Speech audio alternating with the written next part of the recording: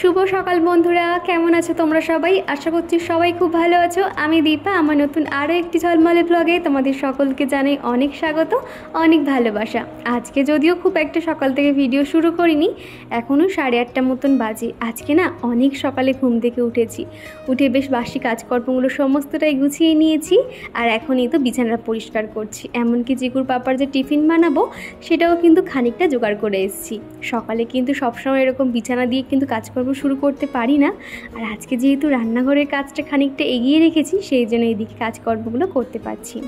আর আজকে এত তাড়াতাড়ি উঠেছি, কোথায় চিকু ওঠার আগেই সমস্ত কাজকর্ম করব ভেবেছি। দেখে দেখে আজকেই চিকু অনেক তাড়াতাড়ি উঠে পড়েছে, ওই 7টা নাগাদ। তো ওকে নিয়ে এখন কাজকর্ম করতে হচ্ছে। তো ওকে এখন ডাইনিং রুমে খেলনা দিয়ে বসিয়ে দিয়েছি। তোমরা অনেকেই বলো চিকু অনেক শান্ত, অনেক ভালো, যেহেতু তুমি যখন কাজ করো চিকু তোমাকে অতটা ডিস্টার্ব করে না। সত্যি কথা বলতে ও খুব একটা দুরন্ত নয়, বদমাইশি যে করে না সেটা বলবো না, বদমাইশি করে টুকটাক আর কি। কিছু একটা দিয়ে বসিয়ে দিলে বেশ খানিকক্ষণ বসে থাকে। আর আজকে সকাল থেকে কি পরিমাণে রোদ উঠেছে তোমরা তো দেখতেই পাচ্ছ। তোমরা অনেকেই বলো এই যে বিছানা অবধি রোদ চলে আসে তোমাদের ভালো লাগে কি জানো তো, আমারও ভালো লাগে। যখন যেটা প্রয়োজন তখন সেটা পাওয়া যায় না।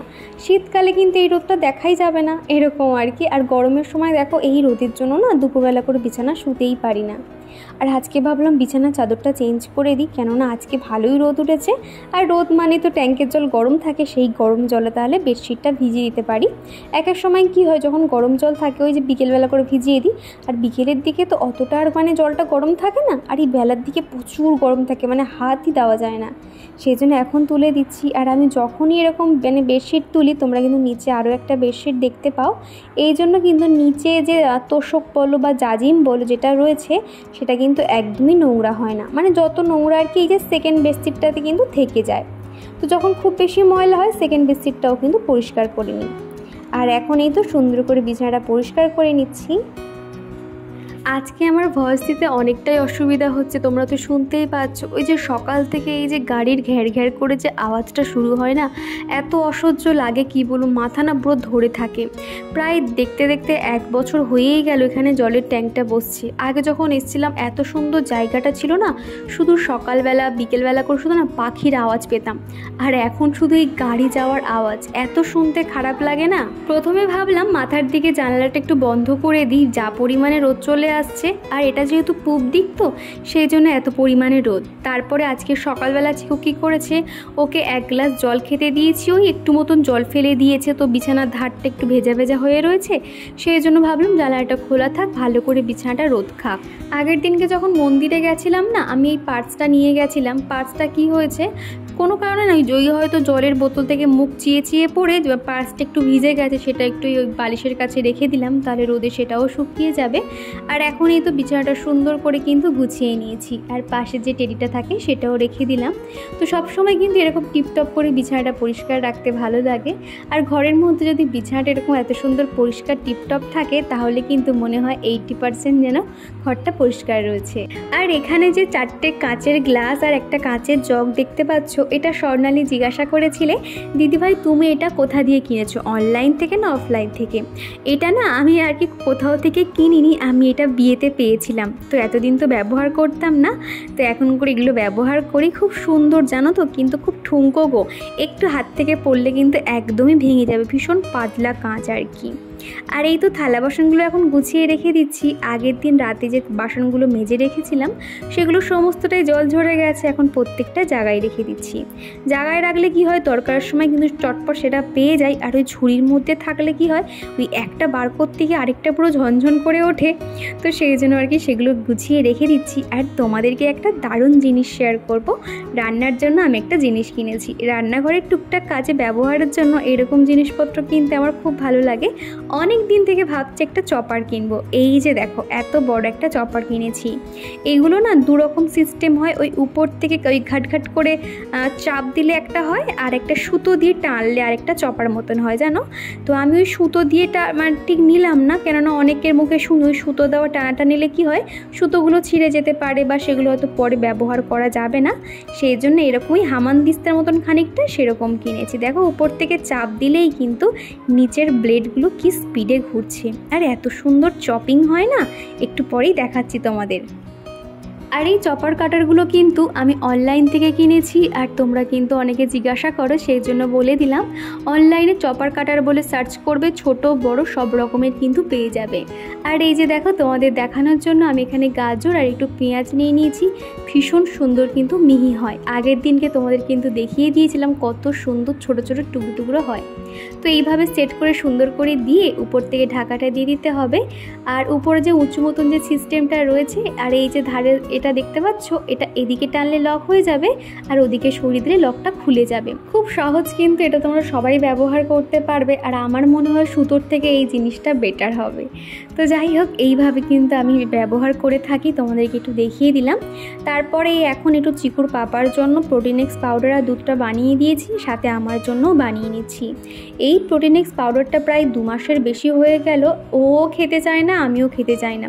আমার ক্ষেত্রে কি হয় জানো তো, কাজ করতে করতে খাওয়ার কথা ভুলেই যাই, মনে থাকে না। আর ওর ক্ষেত্রে কি হয়, আমি যদি এরকম সুন্দর করে রেডি করে মুখের কাছে দিই তবেই তাহলে ও খাবে, এটাই আর কি হয়েছে। আর এখন করে তো দুধ অতটা নেই না, তো এই জেঠিমা বললো এখন করে কিনা প্রচুর দুধ হচ্ছে, তুমি একটু করে নাও। তো আমি মোটামুটি 1 সপ্তাহে 2 দিন মতন 500 করে নিয়ে নিই, তো হয়ে যায়। তো এবারে দিয়ে গেছে, তো এখন এটা আমি খেয়ে নিচ্ছি। আর আগের দিন রান্না করতে গিয়ে না গরম তেল ছিটকে পড়ে হাতে পুরো ফোসকা হয়ে গেছে, দেখতে পাচ্ছ। এত জ্বালা করছে না কি বলো, 2টো জায়গায় এরকম হয়েছে, হাতের উপরের দিকে। আর এই ফোসকাগুলো এত পরিমাণে জ্বালা করে না কি বলবো।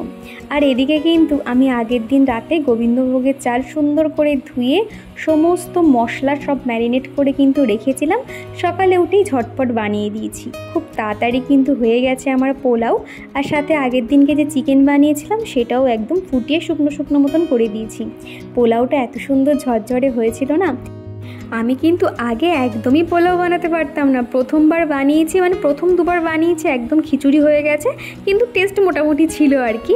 আর তৃতীয়বার বানিয়েছি, ভালোই খেতে হয়েছে। আর এবারে হচ্ছে কি 4 নম্বর, এত সুন্দর ঝরঝরে হয়েছিল। চিকুর পাপা যখন লাঞ্চ টাইমে খাচ্ছিল তো আমাকে ফোন করে বললো কিনা খুব ভালো হয়েছে। আর আগের দিনে রাতে চিকেন বানিয়েছিলাম, তো সেটা ছিল একদম শুকনো শুকনো করে মাখা মাখা করে দিয়েছি।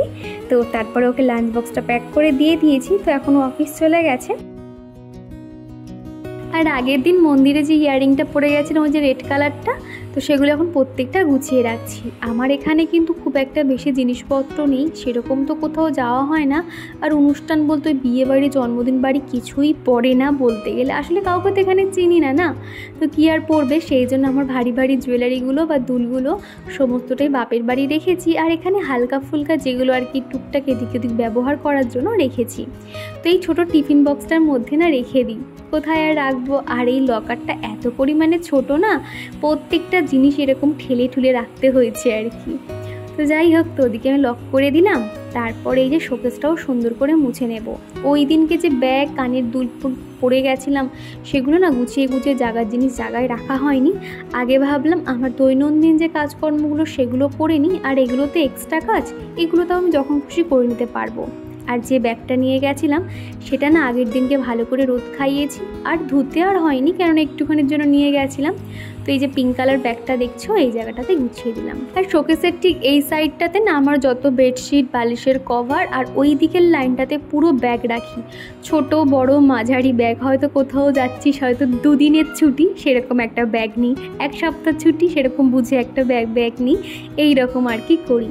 আর এখন এই যে শোকেসটা একটু সুন্দর করে মুছে নেব, আর চেয়ারগুলোও মুছে নেব।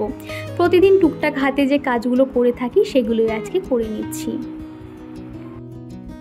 এখন করে এত পরিমাণে রোদ উঠেছে না, সেই আগের মতন গরম মানে থাকা যাচ্ছে না। আমার এই বাড়ি থেকে যখন আমি টের পাই গরম পড়েছে, তখন ভাবি আমাদের বাড়িতে মানে বাপের বাড়িতে হয়তো লু পড়ছে জানো। কোনো কাজই যেন করতে পারছি না, সেই আগের মতন গরম শুরু হয়েছে। আর এই যে মাঝে এত বৃষ্টি, এত কিছু ঝড় ফড় এলো, সব যেন মনে হয় বেকার হয়ে গেছে, কিছুতেই কিছু হয়নি। তো সেই জন্য না এই গরমে শুধু আজকে এক তরকারি রান্না করেছি, মাছের ঝোল করেছি আলু দিয়ে। তো এখন এই যে চিকুর জন্য ভাত বাড়ছি। আর চিকু যেই দেখেছে মাছ, ও এত পরিমাণে মাছ পছন্দ করে, ও আমাকে দেখাচ্ছে এই মাছটা দিতে, এই মাছটা দিতে। আর এখন কিন্তু দুজনের জন্যই ভাতটা বেড়ে নিচ্ছি। আগে কি করতাম, ওকে খাইয়ে নিয়ে আমি খেতাম, এতে আমার অনেকটা দেরি হয়ে যেত। আর এখন যেহেতু চিকু বড় হয়েছে, ওকে নিজে হাতে একটু খাওয়ালাম বা আমি একটু খাইয়ে দিলাম, এই করতে করতে সময়টা লেগে যায়। আর আমার কিন্তু সেই সময়ের মধ্যে খাওয়া হয়ে যায়।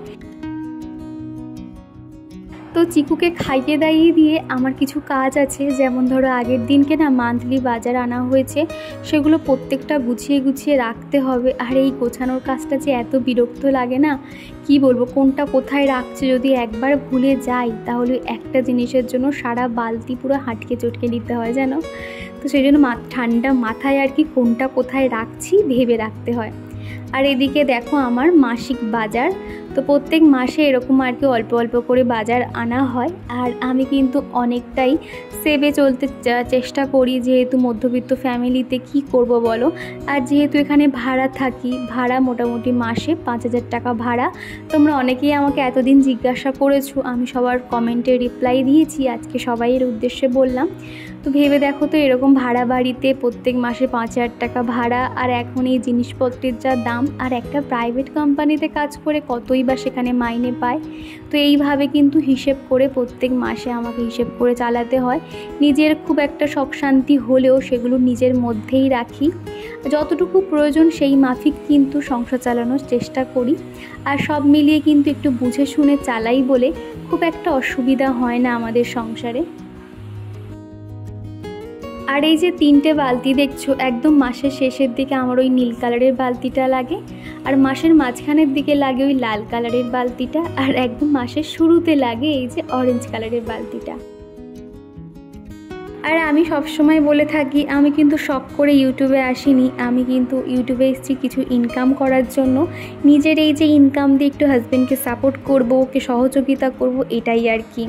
আর কি জানো তো, এরকম ভাড়া বাড়িতে থেকে সংসারের প্রত্যেকটা জিনিস মানে সেভিংস করা, এই জিনিসগুলো কিন্তু অনেকটাই টাফ হয়ে ওঠে। আর চিকু যেহেতু এখন অনেকটা ছোট, এরপরেও বড় হবে, ওর পিছনে তো অনেক খরচপাতি রয়েছে, ভালো স্কুলে ভর্তি করা।